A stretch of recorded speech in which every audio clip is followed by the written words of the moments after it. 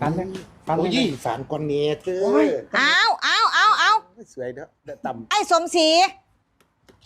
เจ้าคือว่าเลิกกันกับเราเจ้าคือลอยมาหากันเฮ้อเนาะจังมากจังไหนจังมากไผ่ผู้ใดน่ะเคยอยู่น้ำกันเขาอยู่น้ำกันฉันถามหน่อยอีหยังเขาอยู่กับเธอเนี่ยเขาเคยสั่งความนักอกนักใจความบดีให้เธอบ่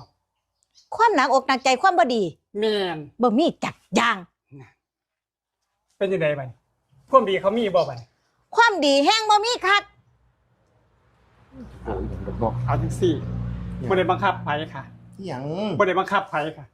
พร้อมเสมอที่สิรับอย่างอีมั่นใจเรียกเอาไว้ตัดสินใจเลยเรียกไผก็เรียกอย่างเรียกเขากับฉันนี่ใส่นั่นน่ะโอ้ยใส่เรียกจังไหนอันนี้ก็ลืมบ่ได้อันนี้ก็ตัดบ่ขาดเนี่ยเอาเรียกตามใจเจ้าของเนาะจังได๋กันฉันอยู่แล้วนะโอ้ยเอาจังซี่คันให้เรียกเนาะตั้งใจบ่ต้องเรียกใกล้ตีหรอกเรียกใกล้ตีเป็นจังได๋บัดเป็นจังได๋มันน่าจะของคักเนาะ